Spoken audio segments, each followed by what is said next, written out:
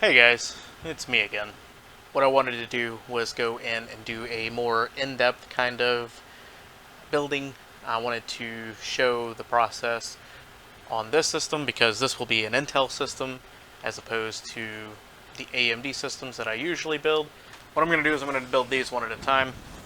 I have several of these yet to build. Not all of the parts are in for all of them, and some of them have already been built. But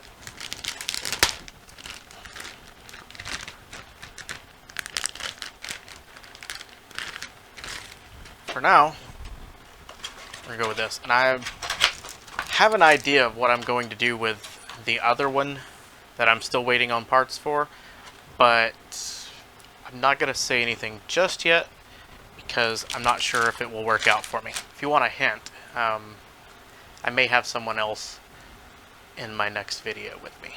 We'll see. First thing I'm going to start with is I'm going to start with the CPU. I meant to do that. Alright, so this is the i5-10600K. This is what we're going to use in this board today. This will be slightly different from the way that we did the AMD CPUs in my previous builds, but not very much. First thing you'll notice whenever you open this up, instead of just the retention arm, there's actually a bracket that's on the top of it as well, and it opens up like so. After opening that up, the next thing that you'll notice is that this board actually has all the pins on the board instead of on the CPU. So that is why they've included this piece here. This is just a plastic piece that covers your pins on your board until you install your CPU. You can leave that where it is until you put your CPU on, and then when you push this down it'll pop off, or you could take it off now. It really doesn't matter, and I really don't care what anybody else says. It doesn't matter. So when you look at your CPU here, you'll notice that there is a small triangle in one corner, just the same as you noticed in the Ryzen ones. However, on this one, there are also some dots in this corner, so just look closely and make sure you find the one that's actually a triangle, and line that up down here on your board with the corner that also has a triangle on it. Another way that you can look at it is that the side of the CPU has a few notches in it.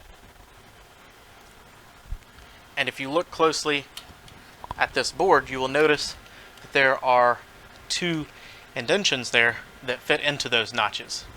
That is another way of looking at it with the Intel ones. Now, what I have found in most cases, and it may not be the case every single time, so again, do double check, but if the words are facing up at the same way that this part bends, you're probably okay. I found that in most of the ones that I've done so far with Intel, so you're probably okay if you follow that. Now, with this, you take the big part first, set it down to where it will be behind the screw, so when you pull the retention arm down, it pushes it under the screw, and that holds everything in place. So, again, slightly different from the way that we did it on the AMD boards. On those, they have the pins on the CPU, it sits down into it, and when you push that in, it pushes them together, and that's what holds it in place. So this one is a little bit stronger of a hold. I do like the way that they do this slightly better than the other ones, especially if you intend to remove the cooler, because on the AMD boards, a lot of times I've seen where people would just pull that up and it would pull the CPU straight off. I have actually seen pins come off of the CPU when doing that, so not a fantastic thing to have happen, and especially this market, whenever you're trying to buy something and then you can't find it anywhere and you end up having to pay almost double what it's supposed to be because everything is being scalped. So definitely watch out for that, because it's not fun trying to replace those. Now, on this ring that you have that fits onto here, you'll notice there are 3 slots in each of these 4 holes here. These little plastic pieces have guides on the side that fit down into these grooves. On this particular one, you want not the closest one to the ring, but the next one out, which is very close to the same spot as that one, so be careful when you're pushing it in. It's not difficult to remove them, but it is annoying to have to redo it 2 or 3 times. And this is specifically with Intel, with the LGA 1200 socket, which is what the 10600K is. So if you have a different board, you may have to adjust them differently depending on what CPU you're installing and in what board. But for this build, if you're following along with this and you have the same parts as me, go with that ring and you'll be fine. Once that's done, these things should line up perfectly with the holes that are on the motherboard that are around the sides. Push them through, like so. And then, these little pieces here slide into the center of those plastic pieces that we just got finished putting in. They go all the way through, come through the side, and push this back piece apart so that it holds it into place and it doesn't slide back out. Once you've done that for all 4 of those, you're technically ready to install the CPU cooler. I like to put the RAM in next because once I put the cooler on the top, it's hard to get the RAM down into these slots. If you look closely at the board, on this particular one, right above these slots, or right behind them, depending on which orientation you're laying the board at, there are some markings up here that says DIM A1, DIM A2, DIM B1, DIM B2, and then this one actually tells you which ones to use first. There's a little thing that says first, and it points at this one and this one, so that is A2 and B2 are the ones that they want you to use first. Since we're only going to use one stick, we're going to go with A2, and we're going to make sure that it goes into those slots while lining up the slot in the middle, same as we did before with the AMD board, and it will just click into place. Make sure that both sides click down firmly, and you're good to go. Now that that's in place, next thing we'll put on, it's equally difficult to get into place without, once you put the cooler on, is the SSD, because that goes right underneath this heatsink on this particular board. Your board may or may not actually have one of these heat sinks, so check to make sure. Yours may just be out like this one is. And technically we can use this one if we want to, but I like using this. This one's generally the faster one of the two, if one of them is faster. If they're the same speed, then it won't be faster, but it's just good practice. It's good practice because it also has that heat sink on it. So even if it's not a faster port than the lower port, you'll still get better temperatures on your SSD by going with that one. You have a key in this on the side. Make sure that you line it up with that one. Most of the time your words are going to be up. Can't think of any time whenever I have installed one where the words were down. So safe to say your words will just be up.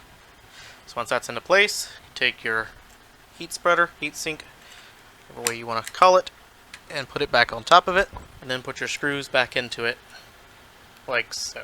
Now once that's secured into place, the only thing that we have left is to put the cooler on the top. We're going to remove the plastic off the bottom of it, and then we're going to take the thermal paste that was included, and we're just going to make a blob around here in a couple of places, just enough to make sure that you get good coverage of this CPU.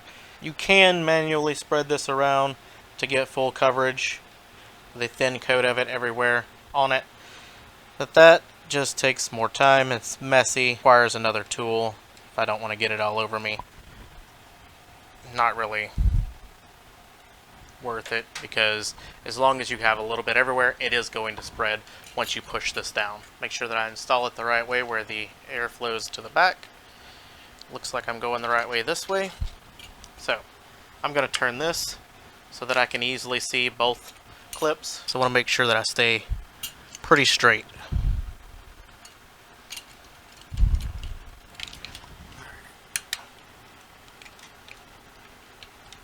You do get a Y splitter here. You can use this, plug them both into the same one, and then plug both fans into the end of this splitter so that you know for sure that you're getting the same exact RPMs off of both of them. However, I'm not going to do that. It's not that big of a deal with this particular build. We're not pushing this thing to its max. are trying to overclock it, even though this is the unlocked overclocking capable CPU. These are just office PCs. The reason why we went with those is because they were available at the moment. It's pretty weird to say that Intel is actually the budget option now. That's kind of crazy, right? It's always been that if you wanted maximum performance, you would go with Intel, and then if you wanted maximum bang for your buck, you would go with AMD. But with everything being scalped the way that it is, and with AMD doing AMD things and releasing processors that people actually want, that's no longer the case. At least for now. With that, we pretty much have everything good to go now. This will not have a graphics card put in it, like I said, not a gaming PC, not a problem. And that was another reason why we went with Intel over AMD, was because it wouldn't matter if I got, which one I got, I would have a onboard graphics with it. With AMD, I specifically would have to get one of the APUs, the 3200G, 3400G, or one of the A series processors, as such as this, and those just aren't at a price that I want to pay right now. So there you go. You want to make sure that you save this in case something goes wrong with your board and you have to send it back. You can protect your pins on the way back. Not that the refurbishing department can't fix it or whatever, but if a pin's damaged, they might try to say that that's what happened to your board and it was your fault that it was damaged or something. So just save yourself the headache, save that piece, and when you send it back, you know for sure that it doesn't get damaged. Before we put this into any kind of case or anything, first thing that I really want to do is plug everything in and make sure that it works. Because if it doesn't, I want to know about it before I have to reach inside of a case and plug things in and unplug them and try out all the different things. I want to know now if it's working. Now, because of the way that this computer is going together and what we're using here, I won't need any of the extra cables that come with this power supply. We're going to plug the 24 pin here into there. Then we have 8-pin EPS at the top. Generally, you would want to plug this into a monitor and make sure that you actually reach the post screen. What I'm going to do is I'm just going to watch the indicator lights up here and make sure that it passes all of the tests that it's going to go through. So, power is on, fans come on,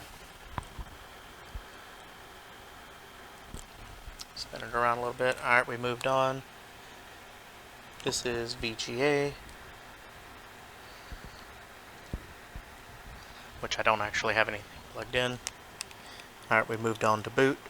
So that's green.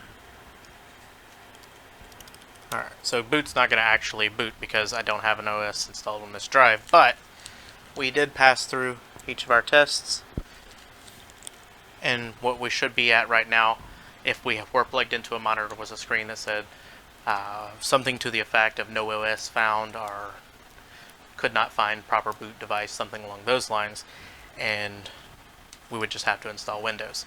So now that I know that everything's working, I'm going to go ahead and power this back off, unplug it, and we can stick this in a case and get everything hooked up and ready to go. Alright, so for the case, I've chosen the Cooler Master Masterbox NR400. At the time that I ordered these parts, this was the cheapest case that had a tempered glass side panel and fit the form factor that I needed and was available. I'm going to stash the glass side panel someplace safe down here. I'm also going to remove the metal one. This is actually on there pretty tight. So, move the metal side panel, put it with that, and we'll get out all of our goodies. Now, that side, I don't need it. I don't need the silica gel. We'll need the screws in a minute, but the rest of this stuff can kind of go out of the way. And there is this also.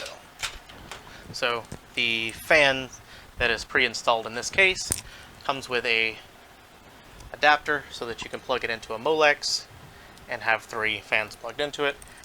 We're not going to need that because there are fan headers that are really close to the front of the case on this board. The next thing I'm going to do here is that I will need are the screws for all of that. So I'm going to sort them out, put all the ones I don't need back into there, and keep out what I do need. So I'm going to go ahead and install the I/O shield into the back, like so. Once that's into place, all we have to do is stick the motherboard in, put a couple of screws in. Now, this particular case, I've noticed all the standoffs are pre-installed in the places that I will need them, so I don't have to worry about that. As thus far, it has been just fine with every one of them that I've put together. Go for that one in the middle. Alright, make sure all of my things lined up straight. There we go. Make sure that you get all of these, and there will be 3 across the top, there'll be 3 here through the middle, and then 3, actually, no, 2 along the bottom. Not bad. With this particular board. Now, if you're using an EATX, or if you're using a micro ATX, those numbers will change, but with this is what you get. Also, some of the pre-built systems, especially workstations that have very unique motherboards, they will have different screw arrangements and different amounts of screws to put in, so your mileage may vary depending on what system you're dealing with at the time. So once all of those are in, you want to make sure that you plug in all of your things before you get too far, because if not, then you start filling in all the gaps here. You're not going to be able to get your hands into here at all these tiny places to plug in all the tiny things that they have. So just keep that in mind. We can start poking things through. Now, fan will come through. The fan is right here, so I'm going to poke it through the bottom of this top one. The USB 3 header is down here. The reset switches are all right there next to it. This is actually a pretty tight fit on this particular thing whenever you start putting all those together because of where that's placed, but it's a thing. Front panel audio connector through here, through the back. Now, some people will tell you that the front panel audio is garbage and that you shouldn't use it. I will not argue with those people, but I know where this computer is going to end up, and if somebody tries to plug into this port up here and it does not work, I will not hear the end of it. So, that being said, we're going to plug into it. Anyways, I'll plug in the fan, plug in the other fan into the front.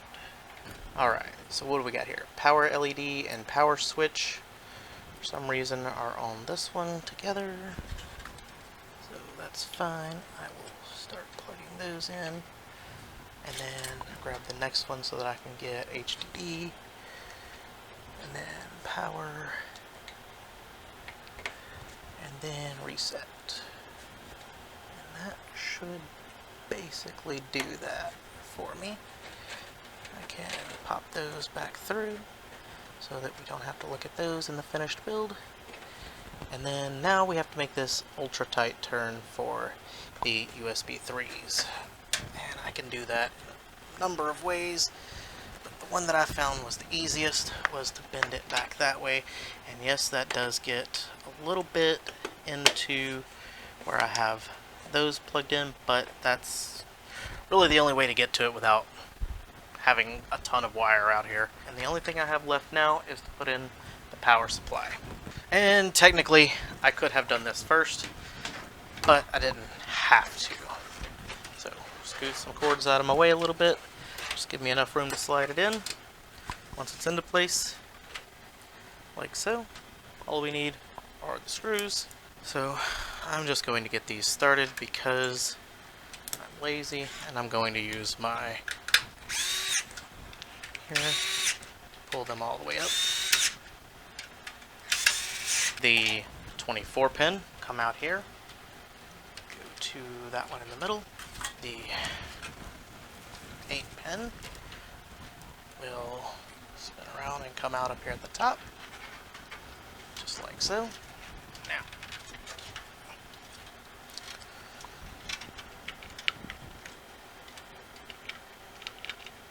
looks like all of our wires are out of the way of all the fans that could hit. There's nothing in the CPU fan.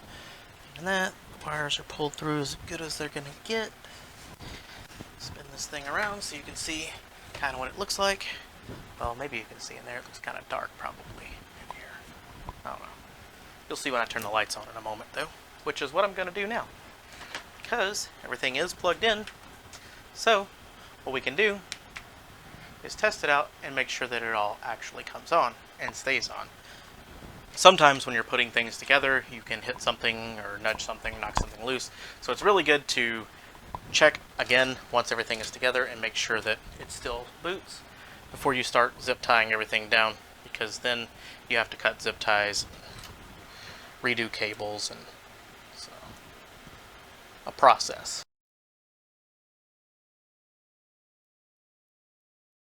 We know that this thing runs, everything's good, so I'm going to go ahead and turn it off, and I'll show you the backside, all cable managed up here, running down here with the 8-pin EPS, running down the backside, and then just tuck it in underneath there, right in front of the power supply. For the 24-pin, I ran it over to this one, and then down and just tucked it in to where the hard drives would go, since we're not using hard drives. If you are, then move that. You can stick it on top or pull it back that way. All of the front panel connections I routed right down the middle and stuck them in front of where the power supply is. And everything looks good from both sides. So, and we know that it boots. We just had it on. All we have to do now is start putting the panels back on. The filter for the top is inside of the metal panel for this case, and then do the same thing for your glass panel on the front. That one sits into these grooves here on the front, and then they're right there into place, and you just screw it back together. Once it's all back together and everything is good, you can take the film that's across the front of it and peel that off. Oh yeah.